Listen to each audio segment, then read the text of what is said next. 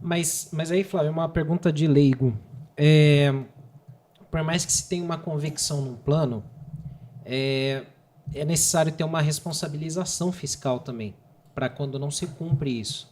O que se diz muito é que o FDIC, ele, pelo fato de você captar investidores no mercado, você também tem a premissa de se obrigar a cumprir algumas metas, né? Depois eu quero entrar mais no detalhe do FDIC. Mas o que se fala muito do modelo do Flamengo, eu não conheço em detalhes, é que o Flamengo ele passa a aprovar uma responsabilização fiscal nas pessoas que fazem a gestão do clube, né? Esse seria um dos caminhos, porque, por exemplo, trazendo no popularesco aqui, é muito fácil rasgar o dinheiro dos outros, né? Quando o dinheiro não é meu, eu posso tomar decisões mais arbitrárias que eu não vou ser responsabilizado. A bomba fica para o próximo, né? E foi o que aconteceu na transição gestão atual Casares. Como é que você vê essa questão dentro do São Paulo, essa movimentação para que isso aconteça, já entrando na história do FDIC? O FDIC ele pode ajudar isso a acontecer? Porque, pelo que se chega na mídia, o FDIC ele teria uma ideia de captar um recurso que ele vai colocar um band-aid nessa hemorragia, ele vai amenizar um pouco os valores pelo que a gente tem de dívida total, né? do que chega pelo menos para a gente, né? Como é que é esse cenário todo e se você acha que esse é um caminho para manter não só a convicção ideológica, mas sim uma responsabilidade? Certo. Eu não vou fugir do tema FDIC, não vou fugir do tema SAF, mas eu vou começar pela tua questão sobre a responsabilização na pessoa física, no CPF. Sim, Sena, esse seria uma situação necessária. E isso é uma diferença que a empresa, no caso seja uma SA, seja uma limitada, tem a responsabilização dos seus gestores. Na associação desportiva não existe, são distintas. Então, o sócio de um clube, no meu caso, qualquer um, mesmo do presidente, que ele é tão sócio quanto eu sou sócio, são pessoas distintas. Você não passa do CNPJ do São Paulo Futebol Clube para o CPF do presidente. Tenho até que fazer uma ressalva. Júlio César Casares ele é avalista e ele responde com patrimônio pessoal em várias das operações financeiras e somente o juros que o São Paulo fez. Ele, como avalista, ele está colocando em risco o patrimônio pessoal dele. É uma forma. Então, mas de qualquer forma, o correto seria se a entidade, se isso fosse uma regulamentação para todas as entidades, o fundo de investimento em direitos creditórios, famoso FDIC. E eu vou explicar para vocês por que eu votei contra o FDIC. O FDIC pode ajudar nessas questões de fluxo de caixa? Sim. O que é o FDIC?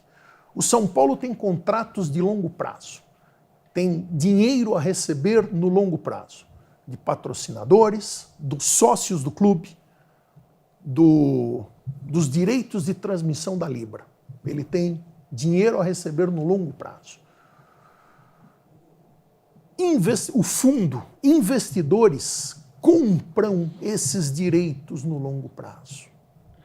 E uma parte desse dinheiro vai para o São Paulo.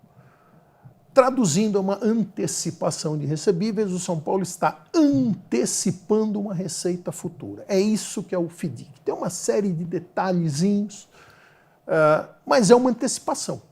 Você não está gerando nada novo. Você está antecipando recursos. É quase aquela questão do vai cair a minha rescisão do imposto de renda, então vem aqui no meu banco. Pior, tipo isso. Você pode, exatamente, você pode antecipar a tua restituição do imposto de renda. Restituição, isso. Ou eu posso chegar assim e falar, olha, eu vou pagar o teu salário dos próximos 12 meses, mas eu vou te dar só 60%. E o resto, quando vier, eu vou recebendo. Então, o FDIC pode, sim, ajudar no fluxo de caixa, que é uma das coisas também, outro mantra que vem se falando, que na verdade é isso. O sucesso ou o fracasso de uma instituição é você ter caixa. Nem sempre é o déficit ou superávit, mas caixa é essencial.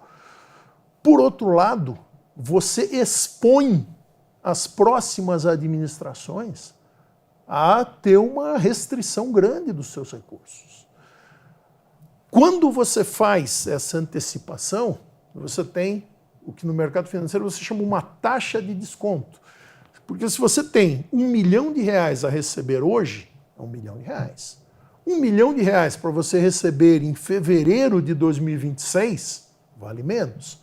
R$1 milhão para receber em fevereiro de 2027, vale ainda menos. Então, essa é a taxa de desconto, a taxa financeira, o custo financeiro do FIDIC. O FIDIC é uma operação complexa. Ele envolve os custos financeiros, ele envolve distribuição, que é a venda das cotas, ele envolve gestão, tem uma série de taxas. A hora que você soma todas essas taxas, o custo do FIDIC estava mais alto do que o São Paulo vinha captando. Muito próximo, mas não havia realmente, nas análises, isso está publicado no meu relatório que eu fiz sobre essa reunião. De novo, infelizmente, não posso entrar aqui em detalhes com vocês de qual o percentual, mas era muito próximo. Ou seja, a ideia é que não, vai reduzir o custo financeiro. Não vai ser significativo, pelo menos. E você põe em risco receitas futuras. É que a ideia vendida pelo São Paulo era que o São Paulo tinha vários empréstimos bancários, Banco da Ecoval, vários empréstimos que fazia, e que ia juntar isso tudo para ter uma antecipação desse pagamento num único fundo financeiro da Galápagos, e gerou uma discussão também, porque o São Paulo quis nortear as bases desse fundo, teve uma discussão interna, quase, enfim, coisas aconteceram internamente também, né?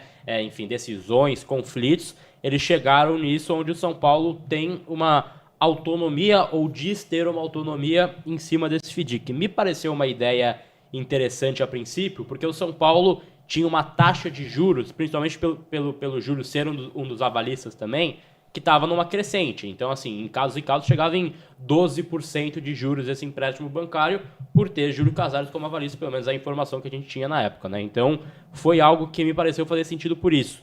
Mas essa compensação, até enfim, Márcio Carlo Magno falou na entrevista do Arnaldo Tironi, também não vou lembrar com exatidão esse percentual, mas que o São Paulo tem uma preocupação em tirar toda a sua receita do futuro. Então, tem lá um percentual que é, claro, majoritário, que eles antecipam para o São Paulo pagar a dívida, mas tem uma receita guardada para o futuro do São Paulo. Você acha que é por aí essa ideia que eles tentaram vender, pelo menos? Sim, existe um balanço dessa forma, mas como eu falei, é uma antecipação. Então você vai tirando. A taxa de desconto ela acaba sendo alta. O benefício maior do FIDIC, acho que menos do que até o financeiro direto, são os compromissos. Lá no contrato está covenants, um termo bonito em inglês, que é um combinado. Então está lá combinado que o São Paulo, no próximo ano, agora, 2025, vai gastar um teto para o futebol, que não vai passar de um certo valor. Ok. Ele também não vai poder gastar mais do que tantos milhões de reais na administração. Necessariamente tem que gerar superávit. Então, esses compromissos, esses combinados, se forem cumpridos, vão ajudar a colocar o São Paulo nos eixos. Então, o discurso da administração é exatamente esse. Não, olha, o que vai nos ajudar é porque com os covenants... Então, realmente, nesse ponto, eles têm razão. Eu torço muito para que tudo seja cumprido. Se não for cumprido, existe uma reunião trimestral do Comitê Financeiro, que vai analisar as contas do São Paulo e vai orientar. Puxa, olha, aqui está bem, mas aqui não está tanto. Olha, aqui foi mal nesse trimestre. No segundo trimestre foi mal de novo. Existe um risco grande, caso as coisas não corram como planejado, desse fundo ter o que se chama de uma liquidação antecipada. E, gente, eu não estou aqui para colocar terror em ninguém.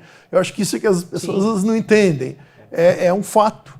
Isso está público. Se você entrar o regulamento do fundo é público. Sim. Então, é um documento público. Você pode ir lá olhar o regulamento do fundo e fala isso. No caso de descumprimento, que você tem inicialmente uma avaliação, e depois, no caso limite, pode haver uma liquidação. O que seria essa liquidação antecipada do fundo? Perfeito. Você perde tudo, vamos dizer assim. Aí você vai ficar com as dívidas e sem as receitas. É perigoso. Então tem que ser trabalhado dentro do compromisso.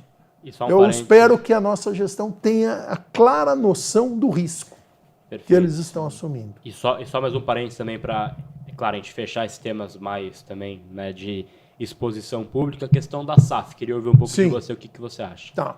A SAF, como eu falei rapidamente, Cruzeiro Esporte Clube deixou de participar das competições de futebol.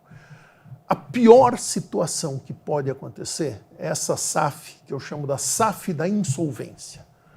O clube chega a um ponto tal que não tem condições de dar continuidade na sua operação de futebol. Aí ela acaba cedendo. Então, o que é a SAF? É uma nova entidade, um novo CNPJ, que vai ficar com as vagas na Federação Paulista, na CBF, na FIFA, que vai ficar com direitos federativos de jogadores. E existem muitos modelos de SAF, mas basicamente é isso. Você transfere para uma nova entidade o mínimo necessário para você disputar as competições de futebol. E para isso pode ser vendido por um valor irrisório. Como foram os casos do Cruzeiro, do Botafogo, até do Vasco, que está numa situação bem complicada. E detalhe, o clube continua com as suas dívidas. O clube continua devedor. A SAF, ela inicia com um balanço limpo. Zerado. Então, talvez a SAF, para quem olha exclusivamente como torcedor, seja a salvação, talvez. Ainda assim pode ter problemas. Para quem olha como sócio, e hoje, de uma certa forma, eu vejo que todos nós que fazemos parte do conselho, a gente tem alguma responsabilidade com a instituição, é mais um risco do que uma oportunidade. O que seria uma SAF, uma oportunidade? Primeiro, você faz o saneamento necessário. Falei, 4, 5 anos. A partir do saneamento, aí você pode abrir uma nova entidade, onde o São Paulo permaneceria como majoritário, e você abre o capital para sócios entrarem com você e todos ganharem juntos. Porque é uma máquina funcionando. É uma empresa, uma instituição saudável. Essa é a SAF que eu vejo como seria a minha esperança. Porque SAF, como já foi dito, praticamente não é o se, é o quando. Não é se será criada a SAF ou não. Basicamente é quando. Quando e como. Pode ser numa modalidade péssima para o São Paulo Futebol Clube, ou pode ser alguma coisa favorável para o São Paulo. Essa sociedade, né, que você menciona não seria, assim, em linhas gerais, do que o São Paulo está tentando fazer com o Marinakis, por exemplo? Então, esse caso do Marinakis eu tenho muito pouca informação. Porque não então, foi o que eu posso ainda, né? Não chegou, não recebemos nenhuma informação. O que eu posso comentar com você foram documentos que eu vi, porque eu fui perguntado.